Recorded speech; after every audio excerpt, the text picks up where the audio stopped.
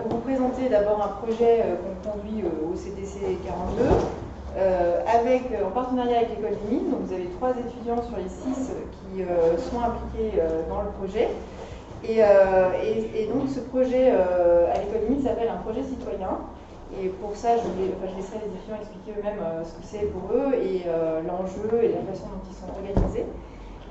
Dans ce projet citoyen, eh bien, les associations de la ville sont conviées à proposer à l'école des mines un certain nombre de projets. Et si le projet est accepté par les encadrants de première année, eh bien, on a la chance qu'ensuite il soit proposé aux étudiants. Et si les étudiants le choisissent, ce qui est notre cas pour 6 étudiants parmi les 130 de la promotion, c'est ça, eh bien, on va développer ce projet avec eux. Et donc, le but, le projet qu'on leur a soumis, nous, c'était de se dire finalement, une des raisons peut-être au fait que les citoyens ne s'intéressent pas assez à ce qui compte sur un territoire pour faire changer les choses au niveau de la transition écologiste et citoyenne, donc les deux ensemble, c'est peut-être parce qu'on a du mal à s'approprier les chiffres et à concrétiser l'effort localement. Donc on s'était dit naïvement que si on arrive à compter ce qui compte, et à le faire ensemble, en s'appropriant le sujet, et ben on arriverait peut-être déjà à intéresser davantage, et puis à monter en compétences, et à proposer, à aboutir à des préconisations, à des recommandations, à discuter avec nos élus, nos dirigeants, les institutions, de façon pertinente. Voilà. Donc on s'est dit, quel outil on pourrait utiliser. Et il y a un outil qui a été proposé par une économiste américaine qui s'appelle Kate Raworth, qui était l'idée de finalement définir un plancher social, alors je vais essayer d'appuyer, voilà, qu'on définit un premier cercle qui serait un plancher social qui définirait un petit peu les besoins fondamentaux pour vivre bien dans un bassin de vie. Et puis un autre cercle au-dessus, là, qui serait un deuxième cercle, une barrière supérieure, qui serait un plafond écologiste et qui serait vraiment la limite à pas franchir pour pas mettre en danger la vie sur Terre. Et donc on peut très bien faire ce calcul en fait localement. On peut le faire internationalement pour chacun des pays, nationalement ou par territoire. Bon. Et donc ce qu'elle proposait, c'était ça. Et donc finalement, entre les deux, c'est l'espace qui nous reste pour vivre de façon juste, de façon sécure, enfin de façon saine, enfin, sans endommager les conditions de la vie sur Terre, sans aller enfreindre les limites planétaires en termes de pollution, en termes de ressources en eau, en termes de plein de choses. Et on va voir lesquelles sont-elles. Alors après, dans ce plancher social, vous voyez qu'il y a plein de petits termes ici qui ne sont pas lisibles. Donc après, elle a proposé de se dire finalement quels sont tous les sujets qui comptent, tous les thèmes qui comptent. Donc ils ont listé l'énergie, l'eau, les revenus, la pauvreté, la nourriture, etc., etc. On pourra les passer tous en revue. Et ce qu'on a proposé aux étudiants, c'était de compter et de commencer par des axes qui leur apparaissaient les plus essentiels, qu'ils avaient envie de développer eux. Et ils ont proposé eux-mêmes, spontanément, de dire on va faire 2 axes écologistes et 2 axes sociaux, de manière à faire l'effort dans les 2 sens. Et parmi ceux-ci, ils en ont choisi donc 4, je vais leur laisser expliquer lesquels. Et puis en même temps, ils expliqueront le projet citoyen. Pourquoi c'est important pour eux, parce que ça compte dans leurs notes et tout ça. C'est ça. Projet citoyen d'abord, donc c'est un projet qui nous est proposé en première année. Donc c'est assez important pour valider notre première année. Donc nous, ça demande beaucoup d'investissement. C'est un petit peu le but, c'est de se mettre en tant que prestataire à charge d'un client pour réaliser un projet. Donc ici, la réalisation d'une note, donc tout ce qui est recherche de données, traitement des données, élaboration de méthodes, etc. Donc ce projet a pour but de nous enseigner les bases du management en général, relationnel entre nous et les clients et même entre nous-mêmes dans une équipe, mais également de nous apprendre à comment gérer un projet dans le sens de la recherche, un peu plus c'est du développement. Donc là, par exemple, c'est un projet assez novateur à cette échelle, donc à l'échelle de Saint-Etienne. Donc c'était un peu un casse-tête pour nous de résoudre ce projet, donc on a dû relever pas mal de défis. Et tous ces défis seront justement comptabilisés, enfin tout ce qu'on a su faire pour relever ces défis sera comptabilisé dans notre note à l'avenir. Et le choix, nous, dans notre groupe, on s'est proposé pour ce sujet pour plusieurs raisons. Il y a le côté écologique, donc en tant que, on va dire que jeune, on est assez investi pour tout ce qui est écologie et même aussi, il y a aussi un grand aspect social qui nous a par la suite bien intéressés. Mais oui, l'aspect écologique nous a bien intéressés. On voulait savoir comment résoudre, des potentielles pistes pour résoudre des problèmes que l'on vivait actuellement. Et je pense que bien pour la présentation de notre projet. Oui, pour la motivation, c'est à peu près Et ça. puis bon, parmi les grands ingénieurs de l'école des mines, il y a quand même un d'entre eux, peut-être qui ne vous sert pas de modèle, mais que vous aviez envie de faire venir à Saint-Étienne, en tout cas dans le cadre du projet, c'était Jean-Marc Moscovici. Et donc les mines de Paris, mais on voit aussi les mines de Saint-Étienne, puisque c'est ce qui nous intéresse ici, sont très engagés dans une démarche de réflexion sur quels ingénieurs de demain pour les challenges écologiques qui sont les nôtres. Donc c'est encourageant de voir que nos ingénieurs, nos chercheurs, enfin toutes les futures entreprises, puisqu'ils parlent de clients, hein, vous voyez, donc dans une démarche finalement d'être dans une entreprise innovante demain qui va résoudre ses problèmes et proposer des solutions. Et donc on est dans une démarche qui concerne tout le monde, toute la société. Voilà. Donc ça c'est intéressant aussi, me semble-t-il, et de faire cette joint venture, je ne sais pas si on peut appeler ce terme ici, cet accord entre une association qui vise à la transition citoyenne et écologiste et un grand groupe de demain que vous intégrerez peut-être, eh bien c'est chouette de se dire qu'on met les graines d'un travail, d'une méthode et on apprend à travailler ensemble. Donc c'est pas les uns contre les autres, c'est tous ensemble dans le même bateau pour résoudre un problème qui nous concerne tous. Enfin, en gros c'était ça qui nous intéressait.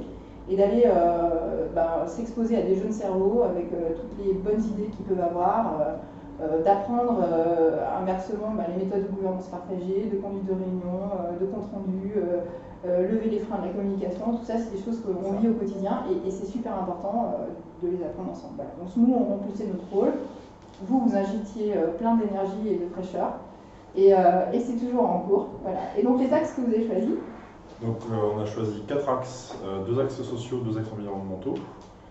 Dans les axes sociaux, on s'est intéressé donc, à l'étude de la pauvreté sur Saint-Étienne d'abord, parce qu'on a considéré que c'était un des grands points. Nous on s'est intéressé à Saint-Étienne d'un point de vue extérieur, parce qu'il n'y a pas de Stéphanois par Aylan en gros. Ah oui, il y a une seule Stéphanoise. Une seule Stéphanoise, du coup on a une vision vraiment extérieure de Saint-Étienne. C'est vrai que c'est une marque en arrivant. Et c'est pas forcément vrai, mais il y a une part de la pauvreté qui apparaît.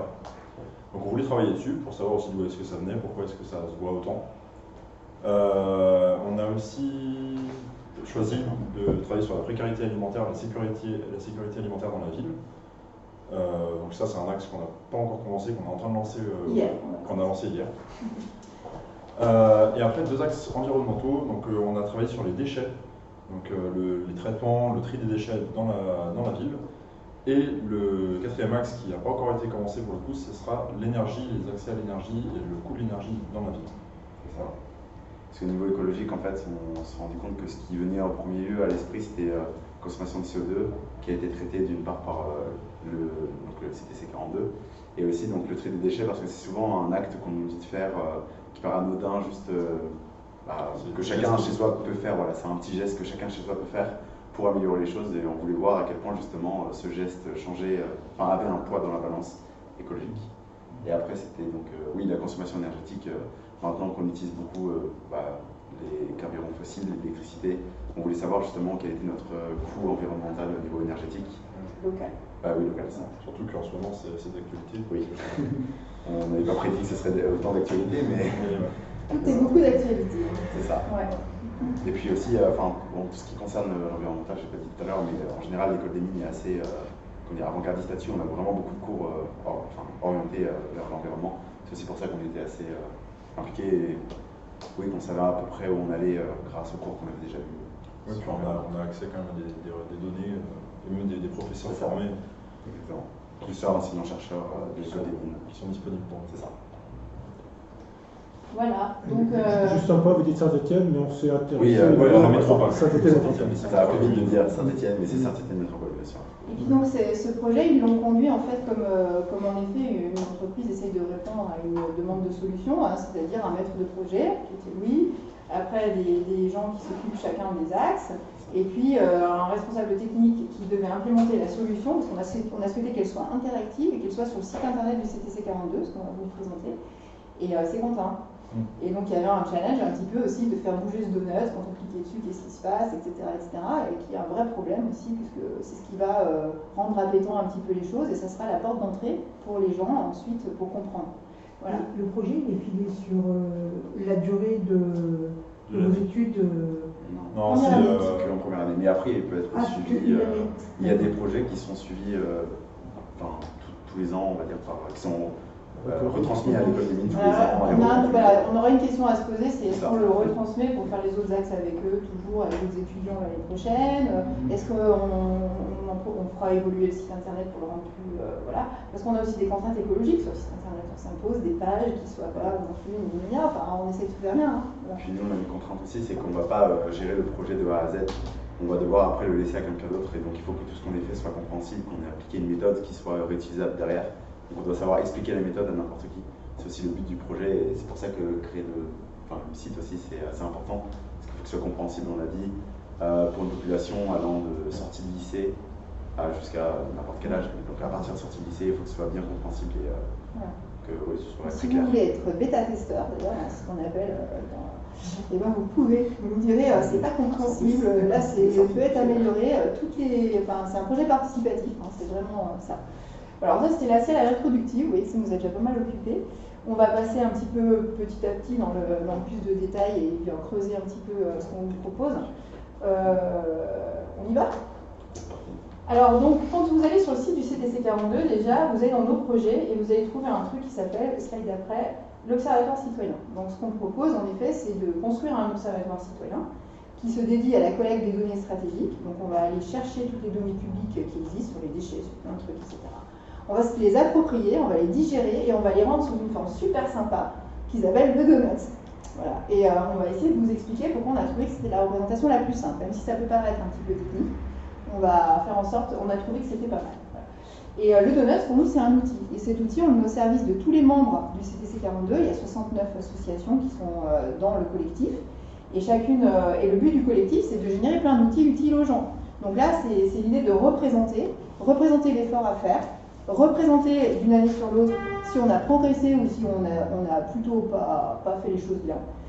C'était quantifier tout ça et le faire ensemble, quoi, de manière à s'approprier la connaissance. Voilà, c'était un petit peu le but de l'Observatoire citoyen.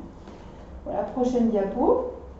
On vous explique tout ça sur le site internet. Et donc il y a une petite vidéo très didactique que Michel a trouvée sur un site qui est le site de Bruxelles Donut. Donc on n'est pas les seuls à vouloir utiliser ce donut de Kelly Traworth. Il y a d'autres villes, dont Bruxelles, qui a fait un travail énorme et important et qui a notamment fait des vidéos, reçu des crédits de l'Union européenne. Alors, en fait, ils sont plus près des crédits de l'Union européenne, mais on sait rien.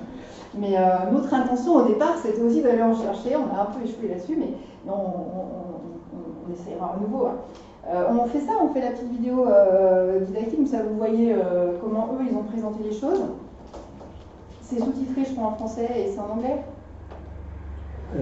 Michel. Oui, il y a 3 langues de messages sous-titrés. Die groei moet ons in staat stellen om aan onze behoeften te voldoen en onze dromen te verwezenlijken. Voor vele mensen ter wereld wordt deze belofte niet nagekomen. La course à la croissance mène aux inégalités sociales et aux destructions environnementales auxquelles nous devons faire face aujourd'hui. La théorie du donut propose une alternative. C'est Kate Raworth, économiste anglaise, qui est à la base de ce modèle. For me, this is a compass for 21st century prosperity. How do we ensure that as we use Earth's resources, nobody is left behind in the hole, in the middle, falling short on the essentials of life, without the resources they need for food and housing, healthcare, education, energy, political voice. So leave no one behind in the hole. But as we, humanity, use Earth's resources, we cannot overshoot this outer layer either. Because if we do, we put so much pressure on our planet that we push it out of balance. Dans l'idée du donut, notre économie devrait servir à la fois le bien-être de toutes et tous et celui de la planète. Daarvoor moet zij zich ontwikkelen tussen 2 limieten. Een sociale ondergrens die de fundamentele menselijke noden voorstelt, zoals wonen, voeding, gezondheid, en een ecologische bovengrens die de limieten van ons planeet voorstelt, zoals vervuiling, klimaatverandering, verlies aan biodiversiteit. Tussen deze 2 grenzen, in het deeg van de donut, bevindt zich een ruimte die sociaal rechtvaardig en ecologisch verantwoord is. De nombreuses organisations, mouvements, villes cherchent à utiliser le donut comme modèle pour penser leur futur. Avec Bruxelles Donut, nous voulons appliquer ce modèle à la région bruxelloise. Bruxelles Donut, c'est une équipe Lijnsbeke Confluence, de Ecolichec et de l'organisation Motiele, fondée par Kees Rabbers. Maar Brussels Donut is vooral de vele actoren in Brussel die reeds geëngageerd zijn of zich willen engageren voor een sociaal rechtvaardige en ecologische toekomst. Het project stelt voor aan die actoren uit de publieke administraties, bedrijven, universiteiten, terreinorganisaties, scholen, burgerbewegingen om samen te komen en een Brussel in de donut te verbeelden. Pour concrétiser tout ça au niveau bruxellois, on travaille sur deux axes. Le premier axe, c'est les contours du donut. On va dessiner ensemble ces contours. Et pour le dire autrement, en fait, on va voir où Bruxelles se situe par rapport au plancher social et au plafond environnemental. Avec la deuxième entrée, on va être dans la chair du donut. Et ce travail-là va se faire sur la base de situations concrètes. Donc ça peut être une rue, un bâtiment ou un objet. Et là, on va imaginer ce que serait une Bruxelles écologiquement sûre et socialement juste. Une Bruxelles qui s'inscrit dans le cadre du donut vraiment. Pour les deux entrées, la démarche participative est centrale. Ça signifie que des Bruxellois vont participer à définir les limites qu'on ne peut pas dépasser, donc au niveau écologique, c'est le plafond, et le seuil sous lequel on ne peut pas passer non plus par rapport aux dimensions vraiment sociales, donc ça c'est le plancher. Et par rapport aux situations problèmes, les personnes qui sont concernées par ces situations vont elles-mêmes définir, réfléchir leur futur dans le cadre du donut. En utilisant le donut à Bruxelles, nous voulons créer du lien entre des acteurs différents et proposer des outils co-construits avec eux dans le but de guider Bruxelles vers un futur plus juste et plus durable. Want de Brusselse donut ook meer vorm en smaak geven? Volg ons op de hoek. Voilà, donc la démarche en fait c'est exactement la même que celle qu'on avait envie de faire. Et depuis à Melbourne, tu peux passer il y a Amsterdam qui s'est inscrit dans cette même dynamique.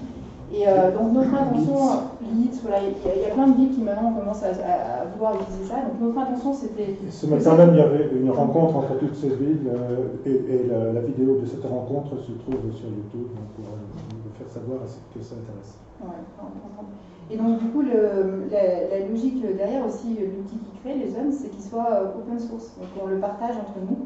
Et il y a un observatoire citoyen national qui s'est monté aussi avec pas mal de collègues, qui a été lancé à Clermont-Ferrand. Michel et moi, on y est allés, on a présenté l'outil. Et l'idée, c'est évidemment de le mettre à disposition de toutes les personnes qui voudront calculer ensuite pour en France, Marseille m'a demandé déjà ce matin.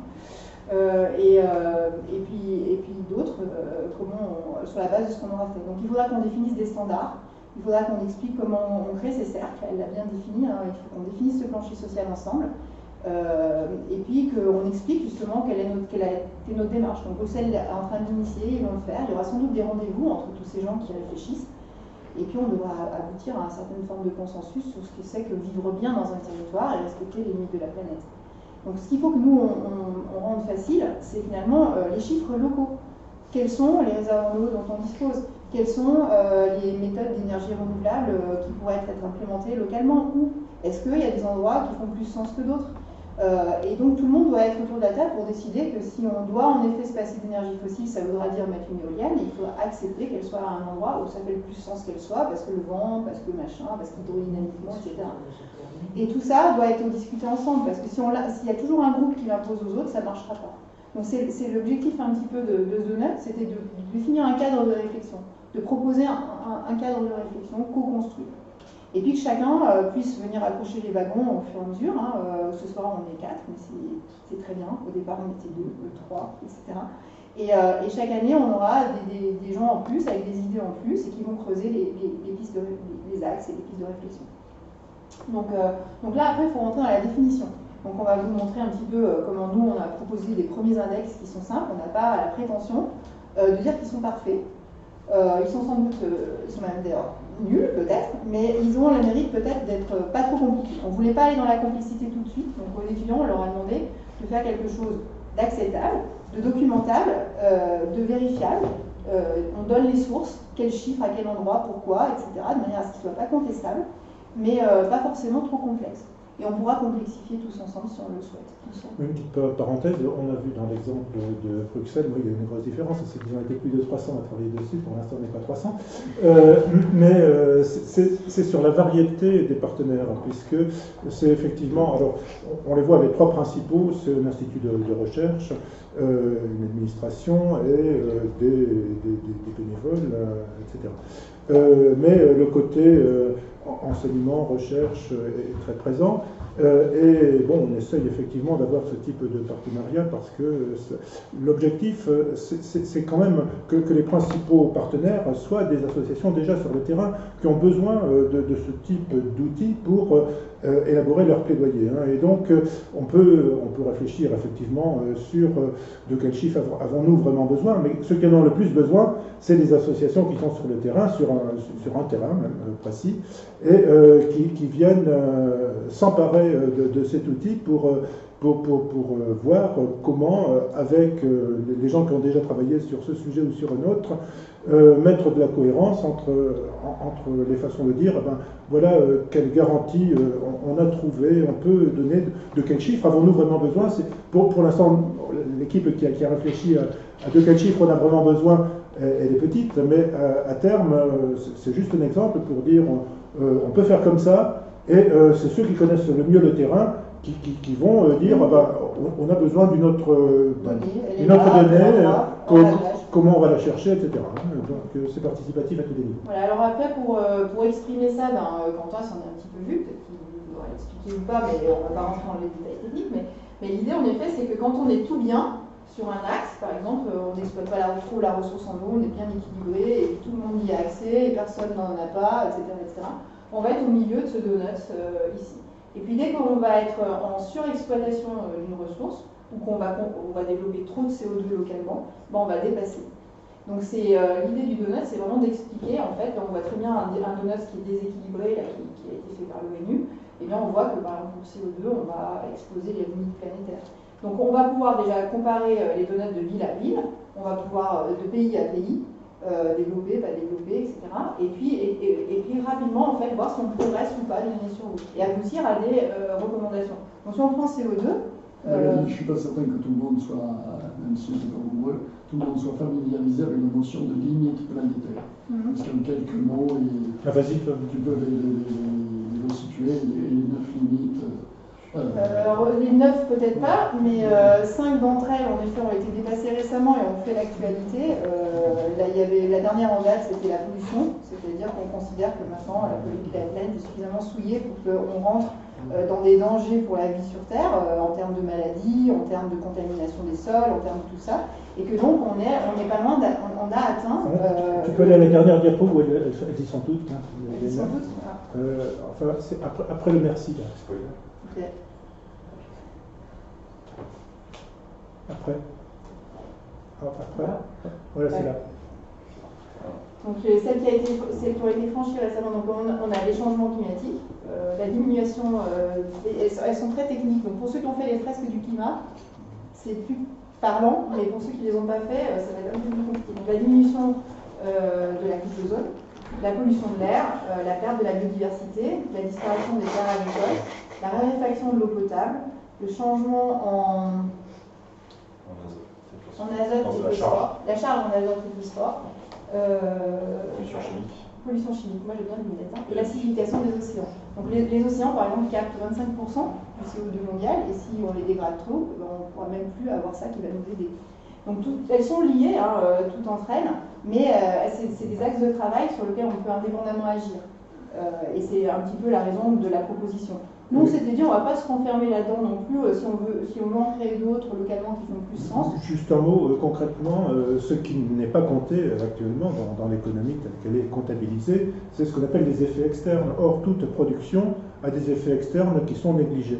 Et effectivement, les effets externes, c'est les émissions de CO2, mais aussi de tous les polluants. Et donc, quand on veut compter ce qui compte pour nous et pour l'avenir, effectivement, il s'agit de dire, bon, bah, si on est un secteur, une association qui s'occupe d'agroalimentaire, pourquoi on choisit tel mode de production plutôt que tel autre? C'est parce qu'il y a moins d'intrants et donc moins de pollution des sols, mais aussi d'effluents qui vont polluer les océans, l'atmosphère, etc. Donc ça demande effectivement de prendre en compte des choses qui sont négligées dans l'économie de marché telle qu'elle fonctionne aujourd'hui. Et ça c'est proposé, c'est qu'il y avait la comptabilité écologique. La semaine prochaine, il y a un séminaire de 2 jours à Grenoble par les papes de la comptabilité écologique, donc Alexandre Rambaud et puis la chaire de Reims de comptabilité écologique. Et ces gens-là, maintenant, ça se fait dans toutes les écoles. Et vous-même, vous me disiez, la semaine dernière, les étudiants, on a fait une campagne de BDE, et les listes électorales des élèves devaient démontrer quelle était leur empreinte carbone. Donc on les éduque à penser avec cette nouvelle comptabilité écologique, parce qu'elle est cruciale, c'est juste indispensable. Voilà. Donc nous qui ne sommes pas élevés comme eux, avec ces nouveaux critères, ces nouveaux enseignements, eh ben, on a un devoir de les suivre. Et de rattrapage, quoi, en fait. Et c'est un petit peu ce qu'on propose avec cette petite donut. Donc ça, on l'a déjà dit, partenariat. Voilà. Alors, si on va maintenant sur le site du CTC, on va trouver bientôt, tout de suite, mais à la fin de leur projet, un prototype de donut qui est comme ça, pour l'instant, le nôtre. Alors, il est un petit peu moins bien pour l'instant que celui de l'ONU, parce qu'on a développé pas tous les axes. Donc, ceux qu'on a choisi de développer pour l'instant, on les a mis. Et puis, quand on clique par exemple sur l'axe CO2, on va avoir un petit onglet qui va apparaître sur le site, qui va commencer à expliquer ce que c'est. Et puis, si on veut en savoir plus, eh ben, on va cliquer sur en savoir plus et on aura une page qui va vraiment commencer à rentrer dans le détail de comment on a calculé l'index, et qui va même aller donner l'accès à la base de données que nous, on est en train de construire. Et prochaine diapo. Qui va donc être un fichier Excel pour l'instant. Donc c'est ce qu'a fait Bruxelles Donuts aussi, donc c'est un fichier Excel. On rentre dans des outils un petit peu qu'on utilise classiquement en bureautique, mais aussi en sciences, et dans lequel Excel, ça permet de faire des calculs, et ça permet aussi d'afficher les résultats. Donc on va avoir des tableaux de bord, de dépassement, d'insuffisance, avec des cases qui correspondent aux index qu'on va afficher. Et ces index, ensuite, on va expliquer pour n'importe qui pour avoir de façon très transparente, en cliquant sur un des chiffres, comment ils ont été calculés, puisque l'équation s'affiche dans Excel. Donc il n'y aura vraiment pas de secret. Pour ceux qui voudront savoir en détail comment on a fait, ça sera faisable. Et en plus, ça sera partageable avec tout le monde. Voilà. Et pour nous faire des suggestions sur ce qui manque, exactement, ou ce qui est mal pondéré. Et ce qui est mal pondéré. Et à chaque fois, donc, on a demandé aux étudiants aussi, à chaque fois qu'il y a un chiffre, et bien en dessous, il va y avoir un petit onglet qui explique d'où vient la donnée. Et tout un chacun pourra ensuite aller vérifier dans le rapport, ou dans la base de données de l'INSEE, ou dans la base de données des déchets et des déchetteries de la métropole, qu'on a bien pris le bon chiffre et qu'on n'est pas en train de entourlouper les gens. Voilà. Donc c'est un petit peu le sens de la démarche, et ça peut évidemment être affiné. Donc dès qu'on a une nouvelle proposition de calcul, et ben on va pouvoir la proposer. Alors vous voyez déjà apparaître, par exemple, pour l'axe CO2, ceux qui connaissent l'équation, ce qu'on appelle le CAIA. Est-ce que vous pouvez les détailler, les axes, parce qu'on a dit ça au rapport? Oui. Alors là, pour l'instant, je suis en train de parler que de l'axe CO2 comme exemple, parce que c'est un axe voilà, qui est simple. On va les détailler les uns après les autres. Et alors, allons-y, continuons. Donc là, vous aurez la possibilité bientôt d'accéder à la base de données. Dans la base de données, il y aura tout le détail, les sources, les machins, les rapports et les calculs faits. Voilà. Prochaine diapo. Voilà, ça va ressembler à ça. Il y aura aussi un deuxième onglet, un tableau de bord, puis en plus, et après un onglet par axe avec les détails de tous les calculs et tout le baratin qui explique le pourquoi du comment. On continue. Donc là, pour l'axe CO2, j'ai proposé de partir en sachant que c'était évidemment pas parfait, de l'équation de CAIA, parce que c'est celle qui est la plus connue par les gens, c'est celle qui est donnée par le Shift Project, par exemple, dans leur rapport, et qui vous dit que la quantité de CO2 émise dépend de la population locale, du PIB, et puis de tout ce qui est gaz et émissions à effet de serre. Donc une première façon de faire pour calculer localement un index de dépassement, prochaine diapo, c'est de se dire la population locale de Saint-Étienne, on la connaît,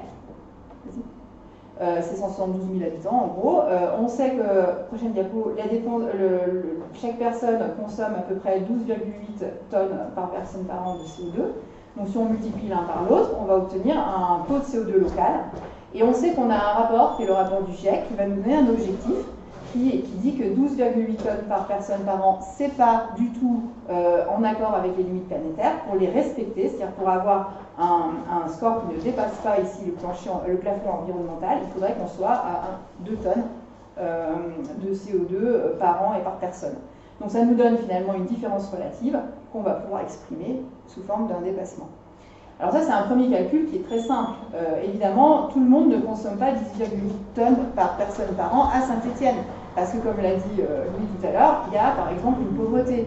Et un des facteurs qu'on pourrait utiliser pour pondérer tout ça, c'est de se dire finalement, si on n'a pas un gros reste à vivre, on ne va pas être consommateur de produits manufacturés, donc on ne va pas entraîner autant d'émissions de gaz à effet de serre pour leur production, et donc on est sans doute en dessous des 10,8 tonnes. Donc c'est sans doute très surestimé ça. Néanmoins, ça permet de comparer pour une métropole et de donner un premier index. Donc une deuxième façon de calculer, vas-y, c'est par exemple d'utiliser ce que propose donc l'ADEME, qui est l'agence de l'énergie au niveau national, qui propose un carbomètre qui permet de calculer soi-même son empreinte carbone. Peut-être que chacun d'entre vous ici avait déjà calculé votre empreinte carbone. Donc vous allez sur nosgestesclimat.fr et là vous avez un calcul personnalisé de votre empreinte carbone. Donc si tous les habitants de la métropole faisaient ce calcul, on pourrait avoir ces chiffres à disposition puisqu'ils apparaîtraient dans des bases de données publiques auxquelles on aurait accès et qu'on pourrait donc ajouter à notre calcul et on pourrait raffiner en fait le calcul de ces index et donc l'expression du dépassement local. Je vais dire 2 secondes. Oui. J'en profite pour dire que dans les soirées qu'on organise au CDC42, on fait fréquemment un jeu qui s'appelle la fresque du climat. Et on est aussi en train de développer notre jeu qui s'appelle INVDC, Inventons nos vies bas carbone, pour apprendre chacun à calculer son empreinte carbone. C'est assez intéressant. C'est un accompagnement en fait de ça. Voilà. Alors quand on va sur le site, vous verrez c'est très facile à faire et vous réalisez déjà, vas-y, qu'une partie de notre empreinte carbone, c'est l'alimentation, une deuxième partie c'est le transport, le logement, les services publics, et puis je ne sais plus le bleu, et comme j'arrive pas à le lire, bon, on verra.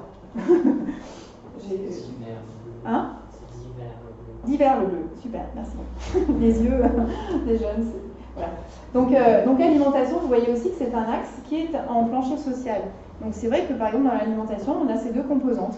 Le choix alimentaire va avoir une empreinte écologique et tout le monde doit évidemment avoir de quoi se nourrir facilement. Donc on ne doit ni dépenser dans un sens ni dépasser dans l'autre.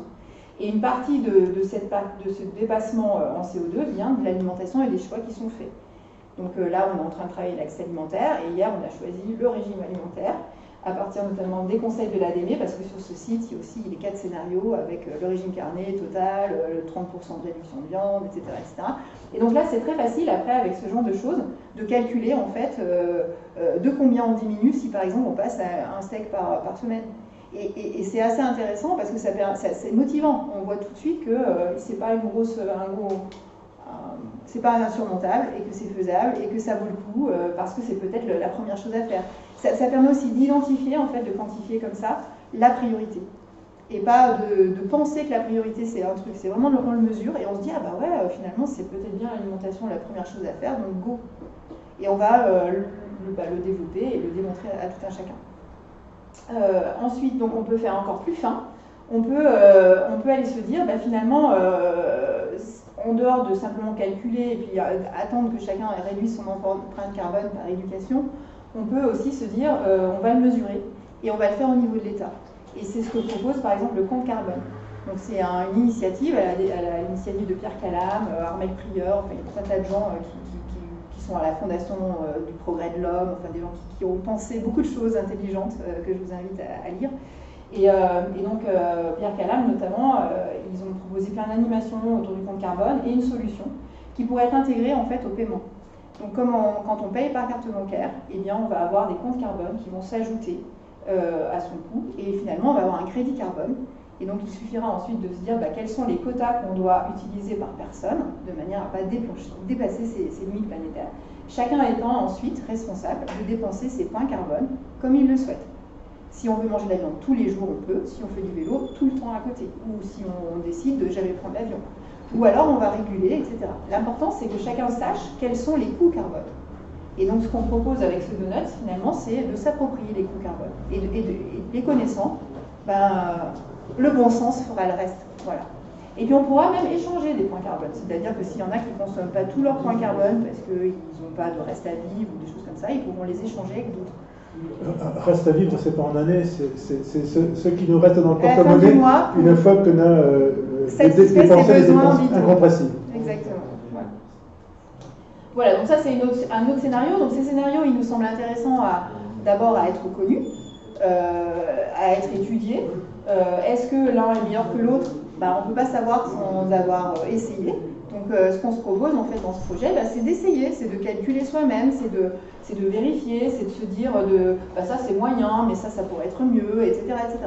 etc. En s'appropriant la connaissance, aboutir en fait au consensus, à la délibération qui ferait que l'outil sera accepté par tout le monde et qui sera parfait. Voilà.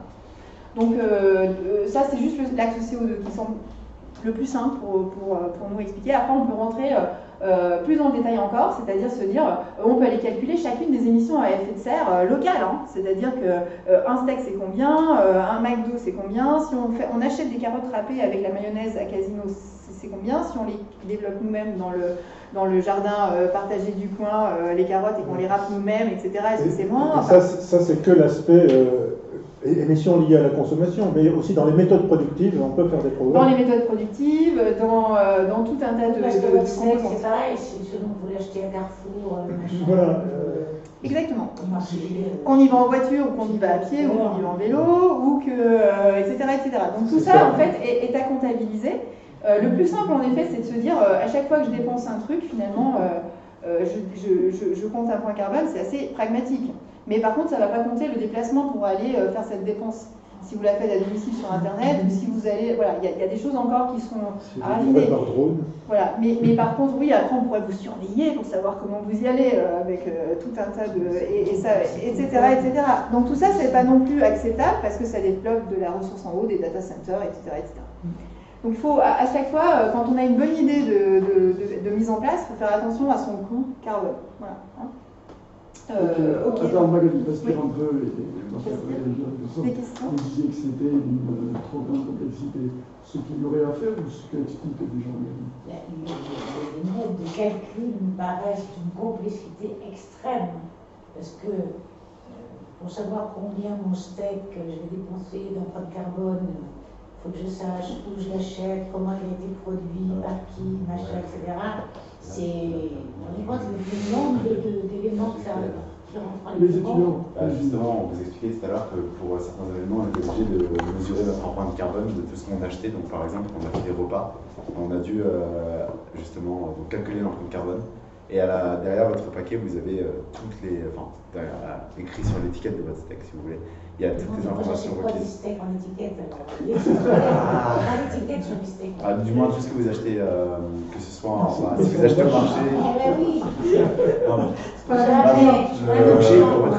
boucher peut retracer justement d'où vient la viande. Ça, on l'a vu aussi en achetant chez le boucher.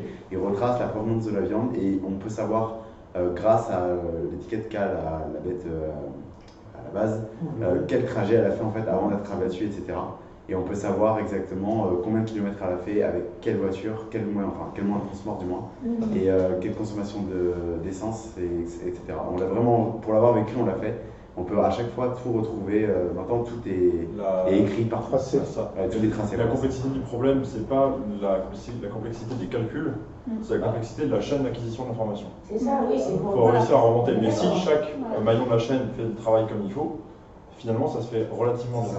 En circuit court, on ne fait pas le boulot parce qu'on économise sur la traçabilité, dans la mesure où ça baisse sur la confiance. Mais pour l'avoir fait, c'est assez, c'est assez intuitif de retracer quand même, de refaire ce traçage.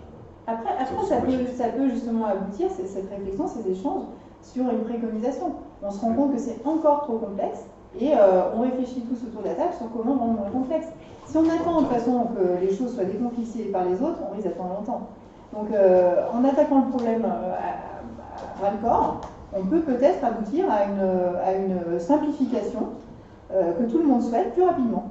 Et c'est ce qu'on se propose de faire ici, entre autres. C'est intéressant déjà effectivement de connaître l'empreinte carbone du steak standard acheté en supermarché, parce que ça donne une base de calcul. Et justement, après, il suffirait de peu de choses pour savoir combien on économise quand on passe en circuit court. Donc, après, voilà. Et puis même quand on n'en consomme pas tous les jours. Et puis ça rejoint aussi les axes santé. Vous verrez qu'un des axes du bonheur, c'est la santé. Moi, j'ai l'intention, en tant qu'acteur de santé, de le développer à partir de septembre, quand on aura fini les 4 autres. Et là-dedans, on va avoir aussi des préconisations médicales très claires. C'est-à-dire que moi, je vais vous sortir des articles de Nature qui nous disent que manger plus qu'une fois par semaine de la viande, c'est juste suicidaire. En manger jamais, c'est pas bien non plus. Donc on a un équilibre comme ça à trouver, et on va se rendre compte qu'en fait, ce que préconisent les médecins, ce que la planète souhaite, est tout à fait compatible. Il faut que cette information soit diffusée au plus grand nombre, comprise par tout un chacun, et que les procédés de compréhension, d'explication, les informations soient limpides. Et tout ça doit converger.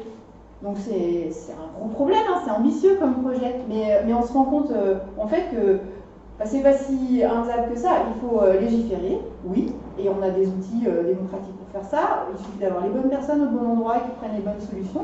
Si on est de nombreux citoyens à les demander, il n'y a aucune raison que ça ne se fasse pas. Donc tout ça, c'est des choses faisables. Et donc quand on commence à creuser, en fait, au début on est un peu dans le désarroi, après on se dit mais ouais, hein. Et donc cet enthousiasme, j'espère qu'on peut le communiquer à d'autres et qu'on peut diviser la tâche en étant nombreux, quoi.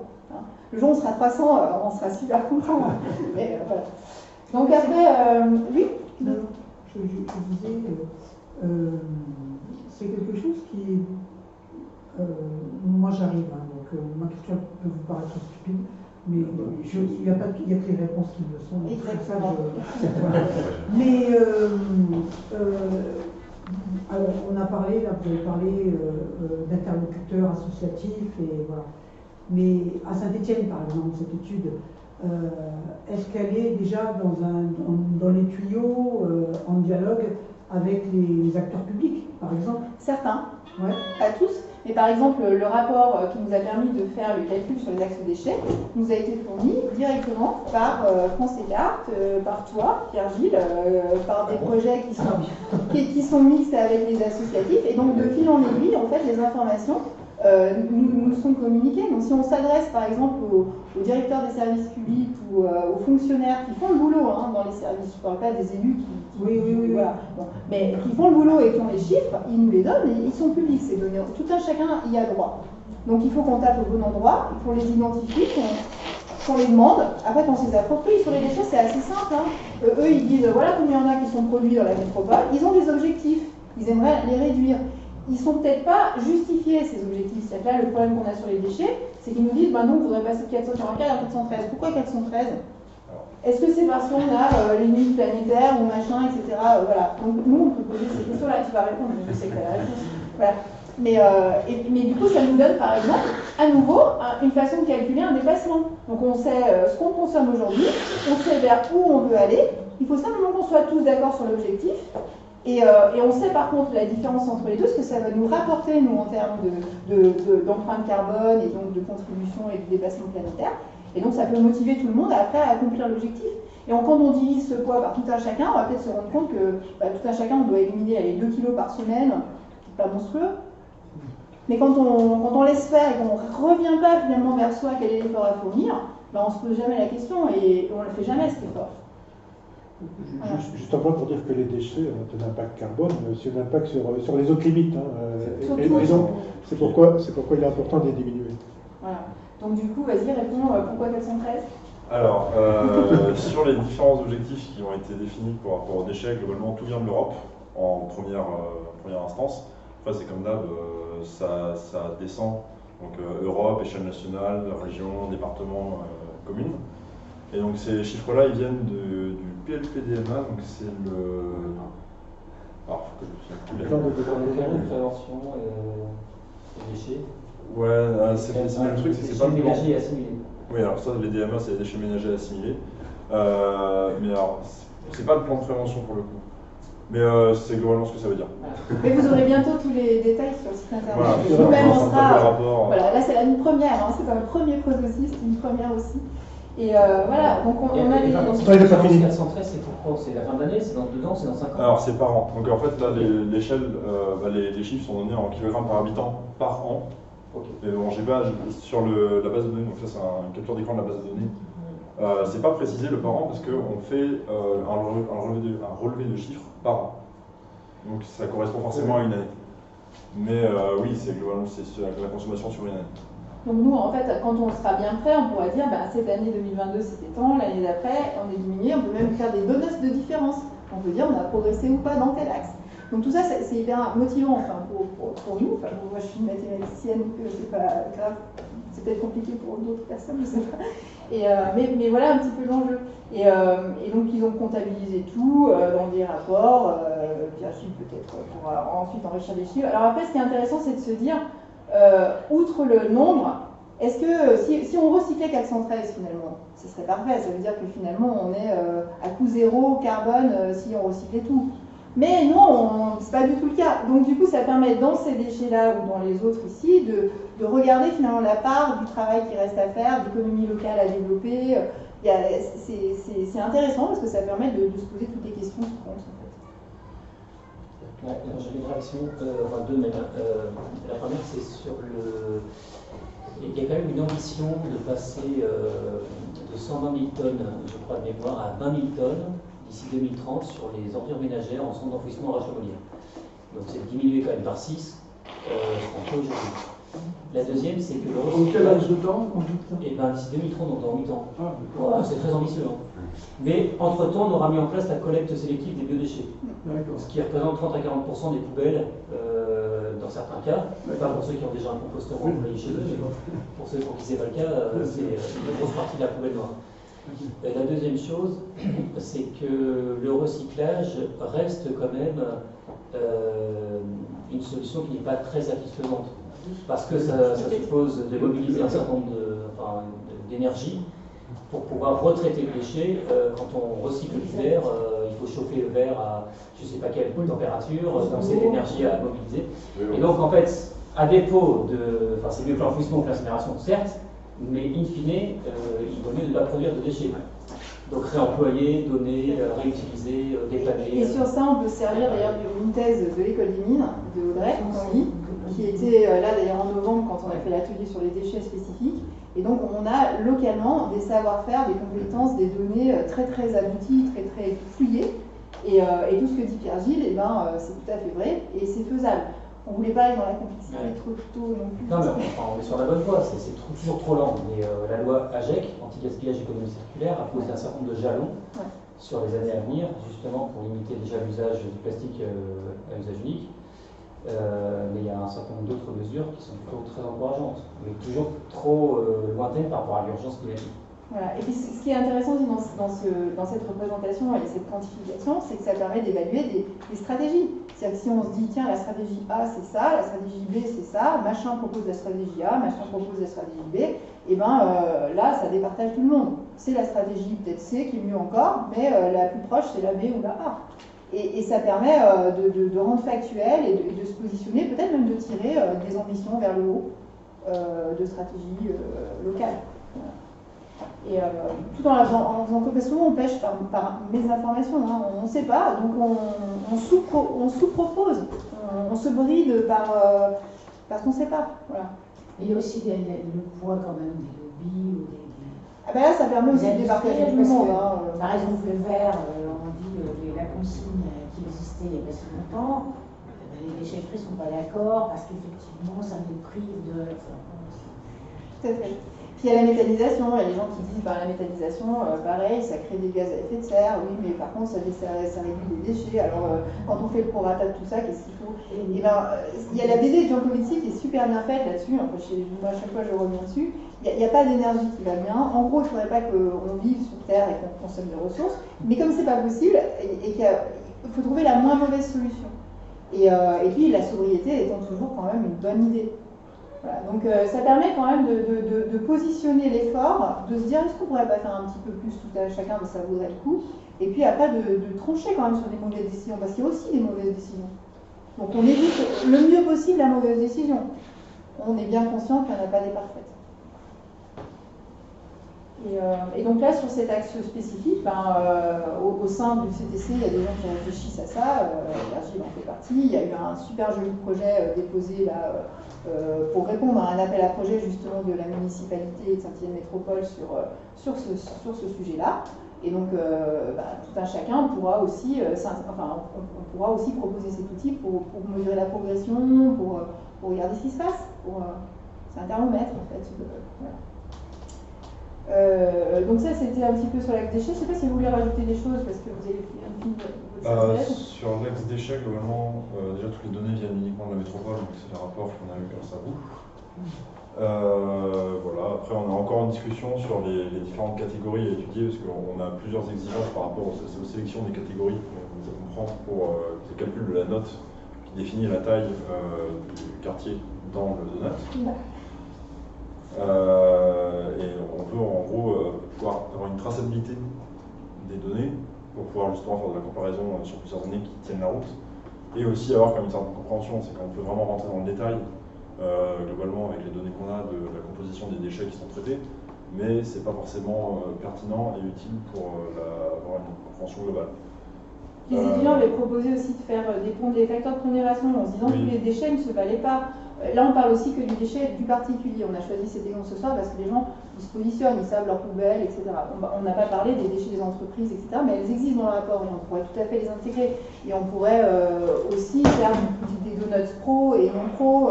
On parle de la vie populationnelle, c'est-à-dire, voilà. Mais on l'a vu tout à l'heure dans les services, un hôpital, une école, tout ça développe des empreintes carbone et pourtant il en faut sur un territoire. Donc, ça compte. Voilà. Et donc dans ces déchets, on pourrait mettre des facteurs plus importants que d'autres. On pourrait dire le poids du déchet non en noir, donc, qui va être recyclé bientôt, est plus important à réduire, donc on va le péjorer volontairement parce qu'on considère que c'est l'effort maximal à faire. C'est-à-dire qu'il faudra qu'on s'améliore en termes de on consomme moins de manière à moins générer de déchets, puisqu'on ne sait pas le recycler. Donc ça, c'est des choses qui sont à décider tous ensemble. Est-ce qu'on met un facteur 1 là-dessus ou est-ce qu'on on péjore volontairement parce qu'on considère que c'est vraiment quelque chose qui n'est pas du tout le même déchet que l'autre à côté. Celui qu'on peut recycler et qu'on peut mettre dans les champs et faire fructifier bio, etc., comme fait son compost d'onde, c'est pas finalement un déchet, c'est une ressource. Donc on le fait passer plutôt en catégorie, même on pourrait le faire passer en catégorie positive si jamais on le ressource localement et qu'il enrichit finalement le territoire et la planète, etc. Voilà, on est dans la régénération. Et c'est pour ça que vous verrez, il y a cette espèce de cercle vertueux de l'économie circulaire et qui est intéressante à comprendre. On peut tout renverser pour remettre tout dans le verre, a priori. Par rapport aux objectifs, on peut aussi dire, donc là on s'est basé sur les objectifs qui sont définis par la municipalité, mais on s'était projeté plus loin en se disant comment est-ce qu'on pourrait vraiment critiquer ces objectifs et peut-être trouver des meilleurs qui seraient plus à même, plus en accord avec le développement durable. Bon, c'est un projet que nous on ne traitera pas en tout cas dans le cadre on ne traitera sûrement pas, en tout cas pas dans le cadre du projet citoyen parce que si on n'a pas eu dans le planning, on doit tenir le planning malheureusement. C'est le problème qu'on a, c'est que là on a un projet qui est quand même globalement sur le développement d'un outil de l'innovation alors qu'on nous demande de faire un planning de production. Bon. C'est le même problème ça, mais c'est une vraie problématique qui se questionne et il faut avoir une quantité d'informations assez importante pour réussir à le faire. Mais c'est faisable aussi, c'est dans la démarche. Voilà. C'est les jeunes qui le disent, c'est pas nous. C'est bien. Voilà. Donc si c'est faisable pour des jeunes, ça va être faisable pour tout le monde, pour les décideurs, voilà. Hein. Ok, donc il y a un autre axe qui est l'axe pauvreté. Michel, je te laisse si tu veux. Oui, je le présente et puis je le laisserai parler Kylian dans un moment. Donc sur l'axe pauvreté, il s'agit là du plancher social, donc de veiller à ce qu'il n'y ait personne qui est laissé au bord de la route, comme disait Kate Raworth tout à l'heure. Et donc il s'agit de mesurer les insuffisances, puisque même si on consomme trop et mal, il y a un certain nombre ressources nécessaires pour la dignité humaine qui ne sont pas accessibles également par tout le monde. Hein. Et donc, comment mesurer la pauvreté? Alors, c'est une vraie question parce que, diapo suivante, au bout du compte, on a dit qu'il faut que la sobriété devienne une exigence populaire. Hein. Mais pour ça, il faut que chacun, chacune ait accès aux ressources nécessaires à une forme d'épanouissement. Et traditionnellement, les instituts statistiques, en première analyse, disent qu'on est pauvre si on perçoit moins de 60% du revenu médian dans une population. Donc c'est une conception d'abord très monétaire de la pauvreté et qui est relative à une richesse générale. Donc c'est pas très satisfaisant pour nous de considérer la richesse comme étant un maximum de revenus, c'est un maximum de richesse humaine. Et quand les revenus des autres montent, eh bien le seuil de la pauvreté monte aussi. Et donc, si on suit cette définition de la pauvreté, ça veut dire que pour résoudre la pauvreté, eh bien, il faut un raisonnement productiviste, il faut un PIB qui monte toujours plus, et il doit y avoir un effet de déversement ou de ruissellement qui doit résoudre le problème de la pauvreté. Donc, ça fait depuis longtemps, hein, depuis les années 2000, qu'on essaie de réfléchir autrement à la richesse et la pauvreté, y compris au niveau de l'ONU. Hein, et d'ailleurs, l'un des premiers chercheurs, prix Nobel de l'économie, d'ailleurs, qui s'est penché sur cette question, c'est... Non, c'est pas si...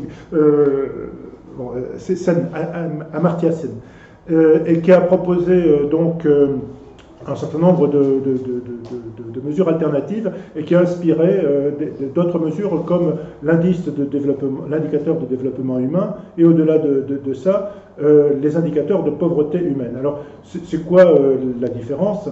Eh bien, c'est que, alors, si on parle de la pauvreté, l'indicateur de pauvreté humaine s'intéresse bien sûr aux insuffisances de revenus, mais aussi aux insuffisances de santé, d'éducation, d'accès à l'emploi, qui sont également nécessaires pour avoir ces chances d'épanouissement, et il appelle ces chances d'épanouissement des capacités. Hein.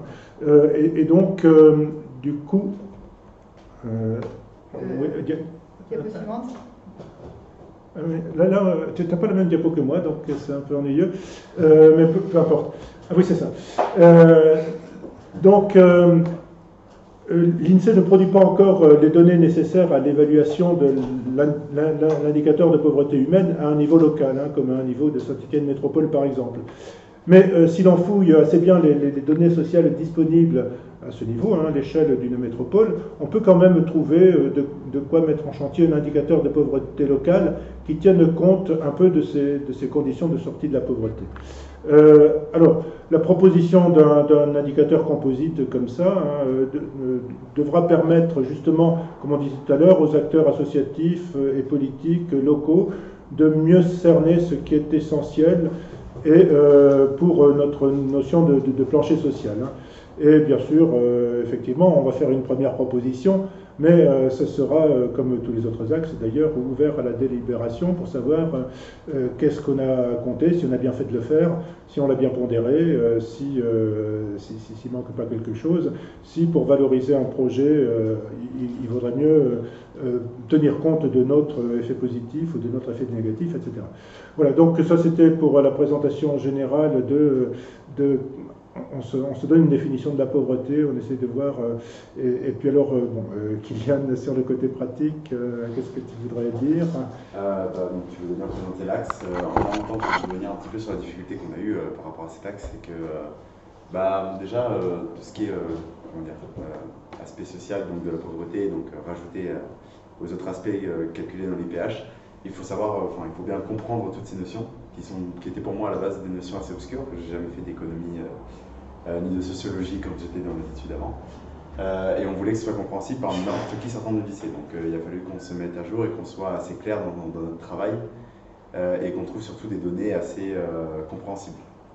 Parce qu'on arrivait vite vers des choses qui étaient, moi je trouvais assez indigestes. Mais pour un professionnel comme Michel, tout à fait compréhensible, mais ça demandait beaucoup de travail donc, de se mettre à niveau. On est donc reparti de données beaucoup plus simples. Et après, l'autre grande difficulté qu'on a eue, c'est justement avoir un suivi de données, parce que la pauvreté, c'est assez difficile de jauger une pauvreté dans une ville d'une année à l'autre. Du coup, on a voulu étudier la pauvreté sur une tranche de 5 ans pour faire le score de notre axe, donc de 2016 à 2020, 2016 compris, donc ça nous fait 5 ans. Le seul problème, c'est qu'un suivi de données, donc en utilisant les données d'INSEE annuelles, c'est difficile de trouver des données qui se suivent d'année en année. On a donc dû abandonner certaines données, par exemple pour calculer l'IPH, on avait besoin de beaucoup de données, notamment sur le niveau d'éducation, et on a, avec les contacts qu'on a eu à l'INSEE, on a vu que c'était assez compliqué de trouver, notamment pour l'année 2018, certaines données. Donc tout ça va nous obliger à justement simplifier certains indicateurs. Donc pour l'instant, on aura un indicateur assez simplifié par rapport à l'IPH, qui est, donc nous on s'est basé sur l'IPH 2. On a dû vachement simplifier nos données, et c'est ce qui nous a pris du temps, et c'est ce qui va nous prendre du temps après pour justement les commentaires de données, donc ce qu'on disait pour en savoir plus dans le donut. Savoir être clair, expliquer nos choix, c'est plus important pour nos donuts, pour montrer qu'on n'est pas parti d'un choix orienté, enfin, qu'on a pris un choix orienté, mais que c'était bien pour de bonnes raisons.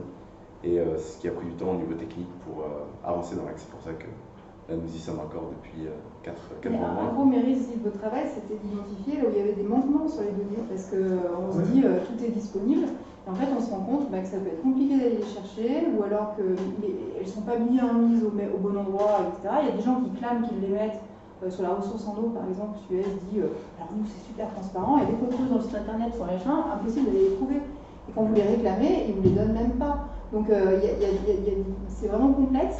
Et donc c'est aussi un des intérêts du projet d'aller mettre le doigt sur où c'est qu'on manque de données et que c'est pas normal. Et on a des législateurs, hein. Il y a la CADA par exemple, on peut s'adresser à la CADA, c'est-à-dire si les données sont détenues par des gens qui ne veulent pas nous les donner, on a en tant que citoyen des moyens d'aller les demander.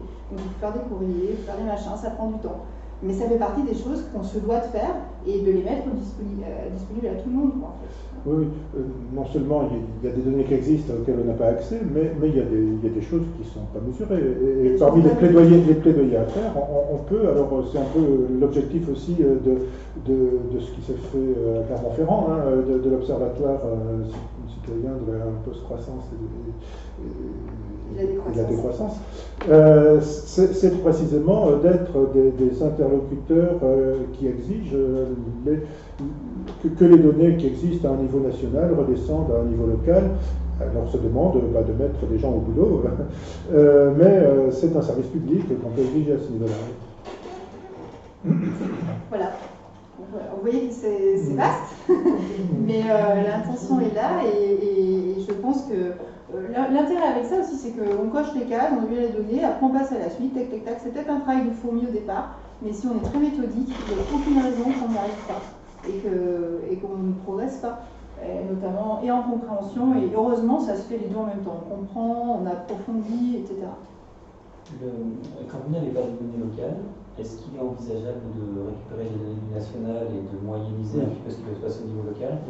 Parce que l'indice de développement humain ou l'IPH, j'imagine qu'ils ont été au départ pensés pour les pays, pour ensuite avoir une meilleure compréhension de la manière dont ça se passe dans l'Inde. Justement, le calcul de nos scores des axes part de cette base qu'on a pris. Nous, ce sera la base, on va dire la norme, si j'aime pas trop dire employé ce terme. Notre norme, ce sera l'IPH au niveau national. Et on va comparer l'IPH de Saint-Etienne et l'IPH national pour établir le score. Le score, donc, comme on a dit, c'est un relatif. Selon, donc là, nous, on est ici, selon plus ou moins la pauvreté à Saint-Etienne va s'approcher au nom du centre. Voilà. Et si on avait une définition, même un jour, comme disait, de l'épanouissement humain minimal, c'est-à-dire de ce que Kate Raworth appelle se pencher, on pourrait le pondérer avec ça. Et on peut le définir aussi de cette façon-là, quand elle dit on peut faire des scénarios pour imaginer comment on vivrait bas carbone. C'est un petit peu l'exercice aussi que Joël proposait tout à l'heure. On se dit, tiens, le matin je me lève, je fais ci, je fais là, machin. On essaie de penser la vie entre ces deux bornes. Et à ce moment-là, ça va nous donner aussi finalement un bon scénario de base de ce qu'il faudrait faire. Et ça peut être un index qu'on utiliserait. Et ça pourrait être aussi travaillé tous ensemble. Donc il y a des gens, il y a des conteurs, il y a des poètes, il y a des gens qui envisagent ces scénarios. Il y a, à l'OPCD, là, clairement, on avait eu une magnifique, on espère d'ailleurs dans la fête des possibles en septembre avec Joël, faire un programme super sympa comme ça, mais il y a un conteur qui était venu nous expliquer, nous faire envisager le monde de 2030 avec plein d'imaginaires possibles, concrets, et quand on l'écoutait, enfin, on se dit, ah bah oui, bah, c'est faisable. Et avec tous les outils d'aujourd'hui qu'on connaît. Donc tout ça, c'est tous des outils qu'on peut mettre dans son axe. L'éducation est un axe en soi. Donc le développer, comment elle devrait être faite, tout est à faire en fait. Donc voilà, faites passer le message autour de vous. Donc, je veux juste rajouter sur le fait de prendre des données à une échelle nationale pour réussir à les ramener à l'échelle locale. Justement, tout le problème que nous on a eu, et on a encore sur ce projet-là, c'est que ça va jusqu'à un certain moment où ça va plus. En gros, le problème c'est que c'est quel niveau de précision on demande, parce que bon, si on prend par exemple les déchets, on a la chance d'avoir les données de la métropole, ça va. Si on parle de la pauvreté, bon, globalement, ça va être des données. Non, mais voilà, même là, on les a. Non, ça va pas. Et ça va. Mais même pour rester sur de l'environnement, si on s'intéresse à la pollution, bon, déjà, il faut tenir en compte de la géographie du terrain. Nous, on travaille sur 53 communes qui présentent pas mal de différences entre les communes. Il y a beaucoup de paramètres locaux, mais hyper locaux à prendre en compte. Et là, il faut réussir à trouver les données. Et elles n'existent pas forcément d'ailleurs. Donc c'est le gros problème qu'on a. Et qui sera le problème de tout le projet. Oui, il y a plein de thèses super intelligentes à l'école du en ce moment. Hein, il y a des moments où vous avez dû extrapoler, j'imagine, pour quand même obtenir un résultat. Il faut qu'on ait les trous et des fois on les laisse. Mais toutes ces extrapolations en fait elles seront justement expliquées dans le commentaire de chaque axe. On expliquera nos choix. Quand il y a un trou, il y a un trou, on dit pourquoi. Et puis un trou, un chiffre provisoire, en disant qu'il a extrait d'une extrapolation et en attendant mieux. Et en exigeant mieux. Le choix du modèle qu'on veut, donc par exemple nous on s'est fixé sur la moyenne nationale.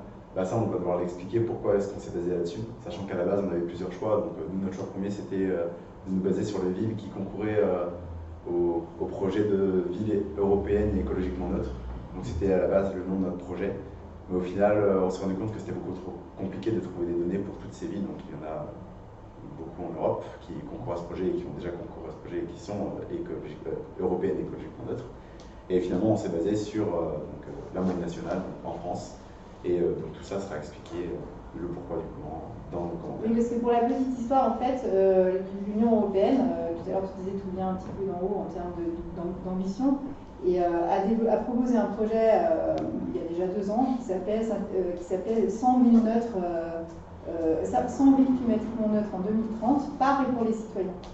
Et ce projet a été hyper accompagné, c'est un projet phare de la Commission européenne. Et donc à ce jour, Grenoble, Lyon et Clermont, Grenoble, Lyon. Clermont était la première sélection. Ils ont été sortis, oui. Oui, il y en a 3 maintenant qui sont en lice encore. Au plan national? Non, local, en aura. Local, c'est voilà, et toutes les métropoles avaient candidaté, sauf Saint-Étienne. Parce que nous, on a vraiment, enfin, la première réunion, moi j'étais à la première réunion, il y avait Nantes, La Rochelle et moi, Saint-Étienne, c'était pas la ville, j'avais déclaré la ville en fait pour qu'on y soit. Et on avait toutes les infos, on les a reçues, on les a fait passer au service. Donc vous parliez tout à l'heure des collectivités, ce qu'elles ont déconsulté, on leur a envoyé les infos, on a eu une réunion avec Mme Farigoul, avec Joël pour lui expliquer. Et ils ont jugé le travail trop conséquent à accomplir pour candidater. Donc les autres villes, on leur a dit, mais c'est pas vous qui le faites, c'est vos fonctionnaires territoriaux et c'est les associations, les entreprises et les chercheurs, parce qu'on devait avoir tous les pôles. Le Conseil de développement avait été consulté et le Conseil de développement était, pour beaucoup d'entreprises phares de la région, notamment qui contribuent à la fondation de l'université, ils étaient pour. Ils ont essayé de faire une réunion du Conseil de développement, ils n'ont pas réussi à la réunir parce qu'on était en plein dans le changement de municipalité, ça correspondait aux élections. Et on a fini en septembre en leur disant, allez, on est prêts nous. Et c'est pour ça qu'on avait proposé le projet à l'école des mines. Et dans notre projet européen, on aurait mis ça. Faire le donut, calculer localement, faire un prototype, partager tout ça avec tout le monde, avec une méthodologie, etc. Donc on l'avait écrit pour l'école des mines. Et dans l'objectif de le proposer comme méthode dans le gros projet européen. Et donc ça ne leur a pas semblé suffisant, ou ils n'ont pas cru qu'on était capable de faire, enfin je sais pas. Donc Clermont, Lyon et Grenoble ont candidaté eux, et pour l'instant il y a encore Lyon et Grenoble qui sont en lice, et il me semble qu'il y en a une 3e, non? C'était clairement, mais... Ouais, clairement, il n'est pas retenu sur il y en a eu 3 de retenus pour concourir, clairement. Lyon. Donc espérons qu'elles sortiront leur épingle du jeu, parce que ce qui était vraiment hyper intéressant, c'est qu'ils obligeaient en fait le travail de concert avec les gens. Donc c'était vraiment les associations avec les entreprises, avec les chercheurs, avec les collectivités. Et si on n'était pas, on cochait pas toutes les cases, on ne pouvait pas entrer dedans. Et ça c'était intéressant parce que ça pouvait empuissanter vraiment le travail local, quoi. Et c'était des gros moyens, hein. L'accompagnement là il était monstrueux. Donc ça donnait les moyens aux associations derrière, ça donnait les moyens aux citoyens de le faire, la vie de se transformer vraiment. Magali, ça fait... Oui, voilà, donc on va peut-être pas de toute façon aller dans le détail de tout, hein, mais vous voyez que nos discussions chaque semaine sont passionnantes avec les étudiants, ils amènent toutes les difficultés, etc. On n'a pas la réponse à chaque fois, hein. À chaque fois on est là, peut-être, on va réfléchir, chacun repart dans ses trucs, puis on échange beaucoup par mail et avec des documents. Et on essaye, chacun dans nos spécialités, un petit peu de réunir ou d'aller chercher les spécialistes du domaine sur le coin, quand on ne les a pas. Voilà. Alors l'accès alimentaire, on l'a en effet lancé hier. Pour l'instant, on avait sollicité les greniers d'abondance, en effet, pour qu'ils soient là ce soir, parce qu'eux, ils ont proposé déjà un premier calculateur de résilience alimentaire qui s'appelle Crater, qui est disponible sur Internet. Et qui propose en fait 4 indicateurs et il représente en rose des vents comme ça un petit peu comment se positionne en fait le territoire par rapport au national. Donc on voit qu'on est sur des idées un petit peu similaires, de quantifier les choses, d'apporter des outils quantitatifs. Et puis il vous explique après dans un rapport. Alors le seul inconvénient de Crater, c'est qu'il faut rentrer le code postal un par un. Peut-être qu'on a trouvé hier comment faire la métropole, je sais plus, on peut faire le SROS. T'as trouvé ? Il y a accès à la métropole. Directement, bon, ben voilà, super. Donc on cherche, vous voyez, quand on ne sait pas toujours d'entrée de jeu. Tu peux parler, Quentin? Allez. C'est vrai que comme il a fait vite le Tonops, maintenant il se récupère l'accès alimentaire en plus, donc c'est quand même à lui qu'on va devoir travailler principalement. Donc c'est bon, vas-y. A priori, il y a les données pour la partie cratère, mais par contre. Le cratère, c'est qu'une partie du problème d'alimentation, parce que d'un côté, il y a s'alimenter correctement dans le respect de la planète, et de l'autre côté, il y a s'alimenter pour sa santé aussi. Et du coup, ça, c'est ces 4 axes provisoires sur lesquels on est parti au début, mais on est ouvert aux idées que vous pourriez avoir sur qu'est-ce qu'on pourrait quantifier pour l'alimentaire. Et puis on va se rapprocher aussi des structures de l'ESS sur la sécurité alimentaire, c'est la banque alimentaire, combien de personnes ne s'alimentent même pas peut-être assez suffisamment ou ne mangent pas tous les jours. C'est-à-dire qu'il y a aussi des gens, ils font le choix de ne pas manger parce qu'ils n'ont pas l'argent pour faire ça. Donc tout ça doit être quantifié et idéalement ça devrait nous donner un portrait en fait, c'est pour ça que je l'avais appelé comme ça, un portrait écologique et social de Saint-Étienne, assez incontestable et participatif, et du coup, il peut être contestable en fait, mais dans la participation. Alors typiquement, c'est vrai que l'axe alimentaire, il s'appelle même alimentation dans le domaine de Rewers, il fait partie du plancher social, et donc dans la philosophie initiale, c'est vrai que c'est plutôt le minimum qu'il faut pour avoir accès à une nourriture suffisante et de qualité. Alors de qualité, ça veut dire à la fois bon pour la santé et pas mauvais pour la planète, c'est comme ça qu'on l'interprète en tout cas. Alors du coup, bien que ce soit un axe qui fasse partie du plancher social, ces impacts écologiques sont importants. Et du coup, dans le milieu associatif stéphanois, il y a effectivement toute la filière production qui s'intéresse à l'agroalimentaire, mais il y a aussi effectivement les associations de type social qui s'intéressent à la malnutrition,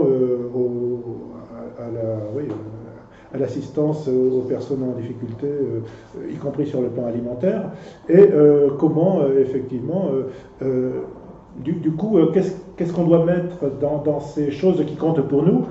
Ça compte déjà pour tous les acteurs qui essayent de se regrouper autour de la fabrique de la transition, autour d'autres structures qui réfléchissent à l'agroalimentaire, il y a le Treuil, etc. Et donc qui sont sur le côté production et qui veulent absolument montrer que leurs projets vont dans le bon sens. Par ailleurs, il y a effectivement des difficultés à trouver les chiffres sur quel est le degré de malnutrition ou de mauvais accès à l'alimentation dans les jeunes, les familles, etc. Après, on a aussi un axe. Pardon ? Il faut voir le nombre de kebabs par habitant, par exemple. Voilà, alors c'est une question qu'on s'est posée. Est-ce que la quantité de calories suffit à définir la bonne alimentation ou pas? Et en réalité, c'est plus compliqué que ça. Mais du coup, on ne va pas tout résoudre. On va faire des propositions avec des indicateurs importants, mais ça sera effectivement ouvert aux gens de terrain qui s'occupent de définir qu'est-ce que c'est que la bonne alimentation. L'axe santé, en fait, on va le lancer aussi en septembre. Il y a quand même des pistes. On a une association de Dana Ecker qui fait son inauguration cette semaine, de mémoire, on va récupérer des chiffres de la prévention. On peut tout à fait avoir un peu une perception au niveau de l'obésité de l'enfant avec l'hôpital. Moi, j'irai chercher les services de nutrition et les gens qu'il faut. On ira le faire progressivement, mais on peut avoir les chiffres. On les a, on pourra aller voir l'ARS, on pourra regrouper avec les écoles, les lycées, il y a des dépistages, il y a des campagnes de dépistage. Donc tout ça pourra être vu et les élèves, on peut faire des enquêtes aussi. Et moi, je ne renonce pas non plus à la possibilité de compléter nos chiffres, si on ne les a pas du tout, par des enquêtes. On peut tout à fait payer avec les subsides du CTC une enquête de terrain qui serait suffisamment représentative pour nous donner des chiffres locaux intéressants. Et cibler les lycées, on peut tout envisager. Donc commençons le boulot, après on ira là où on ira, ça prendra. Tant qu'on est en vie, on peut rêver d'améliorer les choses. Y a-t-il une autre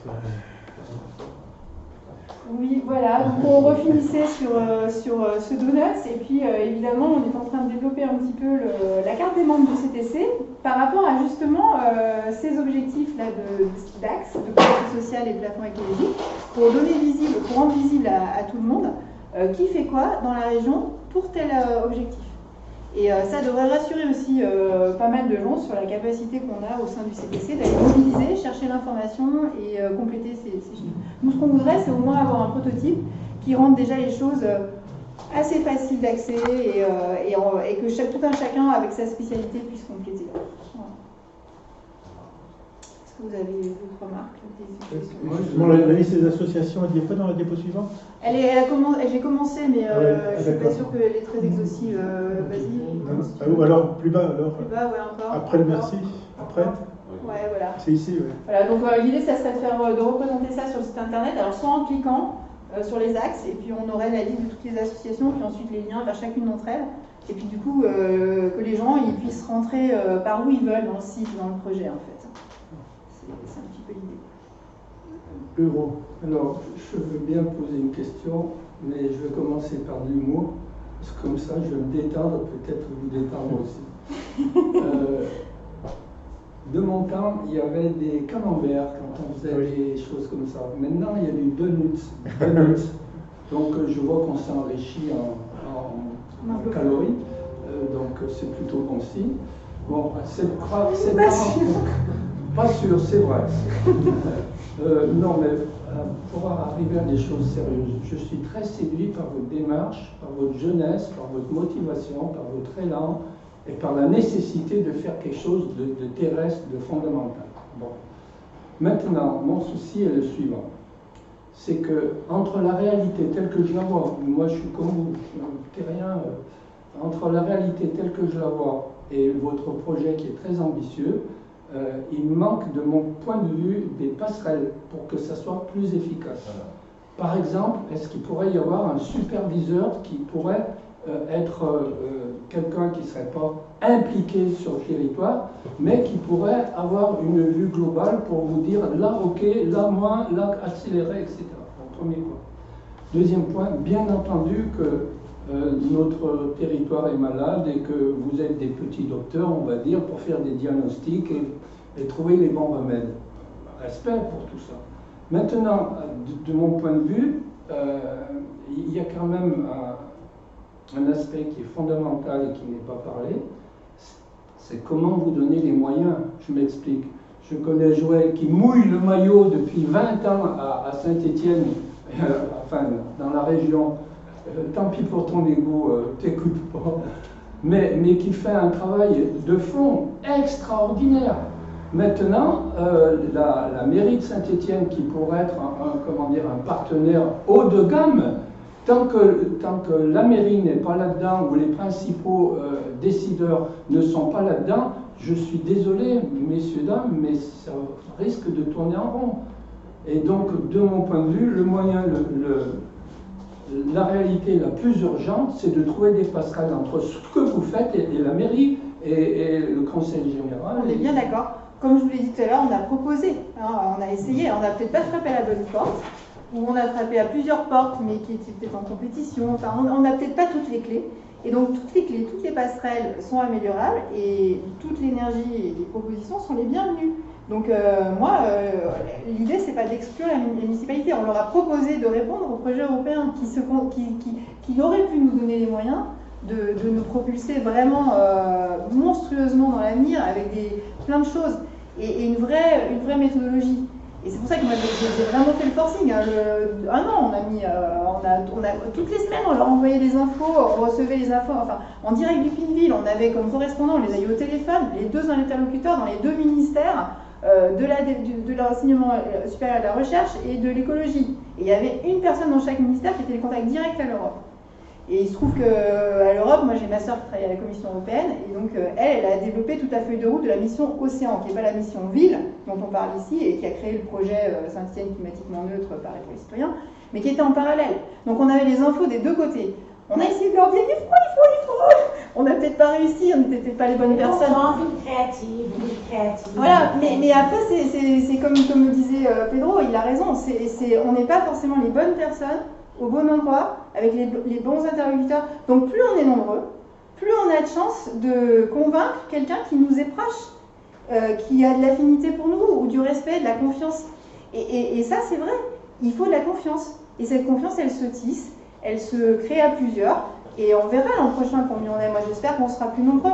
Et chacun peut amener au bord de la table la personne clé qui fera avancer le projet. Si la municipalité demain découvre le projet parce qu'on a réussi à leur faire passer ça dans l'oreille, ben c'est merveilleux. Moi je l'ai envoyé, je crois, à M. Perdrieux aussi par SMS, parce que j'avais son numéro de téléphone, en tant qu'à faire, oui. Hein. Mais bon, je n'ai pas non plus eu de... Bon, c'est quelqu'un de très débordé, hein, voilà. Et auprès des différents partis politiques, par exemple, qui s'impliquent. Alors attention aux différents partis politiques qui s'impliqueraient, tout dépend comment ils le feraient, dans quel état d'esprit.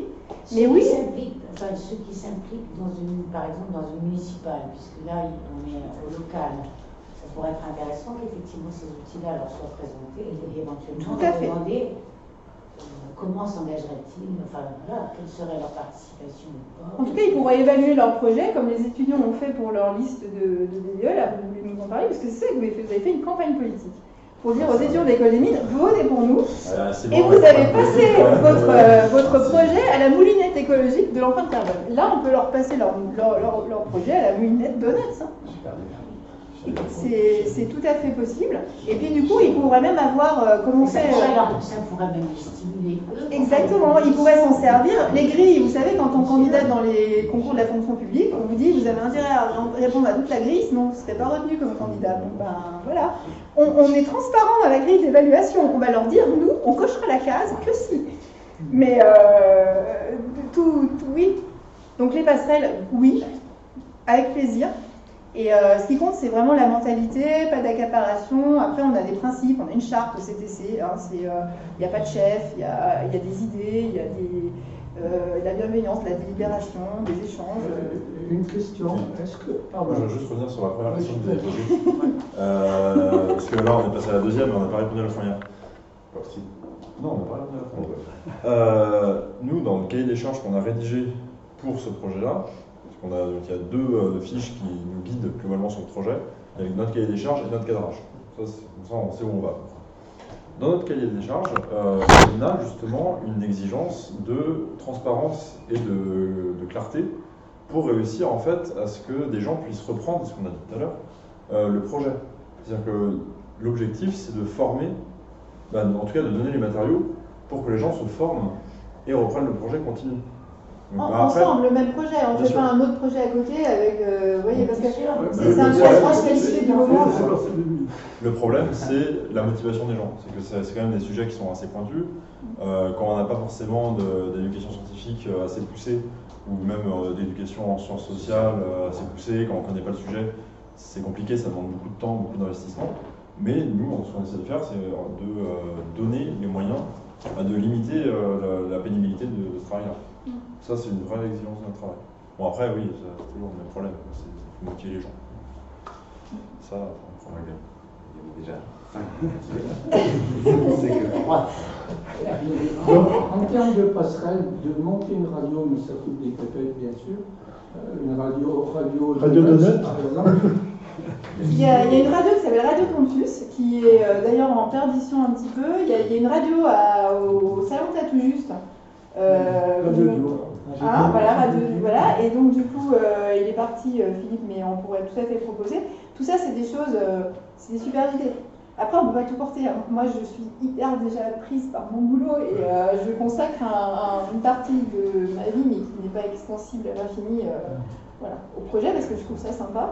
Mais j'aimerais mieux que ça soit plein d'idées. Donc c'est vrai qu'on pourrait développer un volet passerelle, communication du projet à l'extérieur, un peu, on va appeler ça évangélisation en fait. Alors, et comment on l'appellerait? Non, ça va pas plaire à... Non, comment on va appeler... Non, c'est une très mauvaise idée, en plus moi je suis une bouffe curée finie, donc je sais pas pourquoi j'ai utilisé ce terme, bref. On coupera ça dans la vidéo. Voilà. Pour rester dans votre idée. C'est ça. Donc, une vraie communication sur le projet et de faire venir des savoir-faire, des compétences, de l'énergie. Voilà. Après, l'état d'esprit compte vachement. Donc, moi, le politique, j'ai des doutes sur la compétence, en fait, pour avoir fréquenté un petit peu ces gens-là. Et je trouve qu'on la trouve plus dans les sphères quand même de la vie pratique, dans les entreprises, qui ont des raisons sociales d'être, maintenant, les entreprises. Dans les associations, d'ailleurs, qui peuvent se transformer ensuite en entreprise et qui sont des entrepreneurs. Donc l'esprit d'entreprise, l'entrepreneuriat, il peut être super. C'est pas voilà. Et il y a d'ailleurs la frontière entre l'entreprise et l'associatif, demain, elle va se rapprocher, j'espère, parce que l'économie circulaire nous y oblige. Et Saint-Étienne, il y a quand même beaucoup d'acteurs déjà. Énormément. Oui. Énormément. Donc après, les fonctionnaires aussi territoriaux, ils sont très très pertinents et très bonne volonté. Je veux dire, Madame Eckhart, par exemple, on ne citait qu'elle, et toutes, et Graal Talou, il y en a plein en fait qui ont ces chiffres, qui ont envie, mais on leur donne pas l'ambition. On leur dit pas faites, continuez, allez plus loin. Ma sœur à la Commission européenne, quand elle a pondu le rapport, en général, on leur enlève plutôt des pages par rapport à l'ambition. C'est plutôt tiré vers le bas que vers le haut, politiquement. Donc, je sais pas. Enfin, nous, ce qu'on cherche, c'est des chiffres et les afficher, après répondre, améliorer. Voilà. Donc, tout le monde est. De boire un coup, Magali. Ouais, on va boire un coup, on va continuer de parler de tout ça. Les étudiants. Ouais. Avec un boulot derrière. On n'était pas très nombreux, mais comme on dit chez les colibris, qui sont une autre association importante de transition, ce soir, c'était les bonnes personnes qui étaient là. Donc, c'est l'essentiel. Merci à vous.